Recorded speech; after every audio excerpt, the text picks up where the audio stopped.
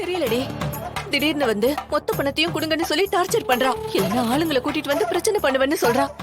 எனக்கு என்ன பண்றதுன்னே புரியல தமிழ். திடீர்னு அவ்ளோ பணத்துக்கு எப்படிமா ஏற்பாடு பண்றது? அவளுக்கு மூக்கு வேர்த்திருச்சு போல இருக்குடி. அதுக்கு அவளே ஒரு வழியை கண்டுபிடிச்சிட்டு வந்திருக்கா. நமக்கு அயனம் பக்கத்துல ஒரு இடம் இருக்குல்ல. எதுமா? ஏய், அம்மா எனக்கு எழுதி கொடுத்ததுடி. ஆ ஆமா, சொல்லிருக்கல. அந்த இடத்தை எழுதி கேக்குறாடி இப்போ. அம்மா பேசாம அதை எழுதி கொடுத்துருமா.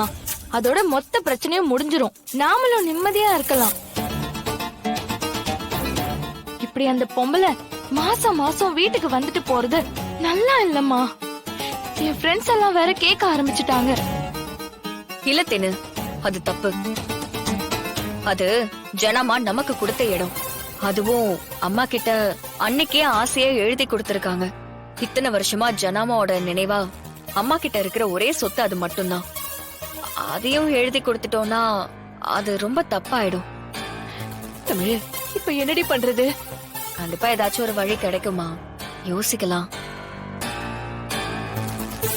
ஆ, நான் வந்த வேலையை மறந்துட்டேன் பாரு. ஜனாமா உன்னை வீட்டுக்கு வர சொல்லிருக்காங்கம்மா. என்னேவா?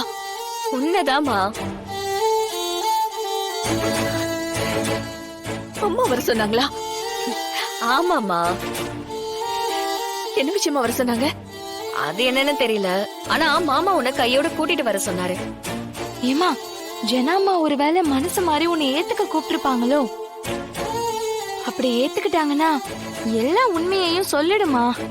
எல்லாரும் ஒன்னா சேர்ந்து சந்தோஷமா வாழலாமா. ஏய், எனக்கு மட்டும் அந்த ஆசை இல்லையாடி? அம்மா அப்படியெல்லாம் முடிவெடுத்துட மாட்டாங்க. ஆனா என்னன்னு தெரியலையே. நீ முதல்ல கிளம்பி வீட்டுக்கு வாமா. நீ ஜனமா கிட்ட வந்து பேசு. அப்புறம் இந்த சரளாவை பத்திலாம் நம்ம பாத்துக்கலாம். சரி தேனு, நீ கதவை சாத்திக்கோ. வீட்டுல பத்திரமா இரு. யாராவது கதவை தட்டினாங்கன்னா யாருன்னு பாத்துட்டு கதவை தரேன். அதுக்கு முன்னாடி ஏதாவது பிரச்சனைனா எனக்கு உடனே கால் பண்ணு. என்னம்மா?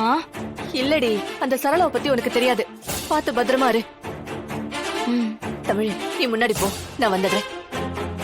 சரிம்மா, வரேன் தேனு.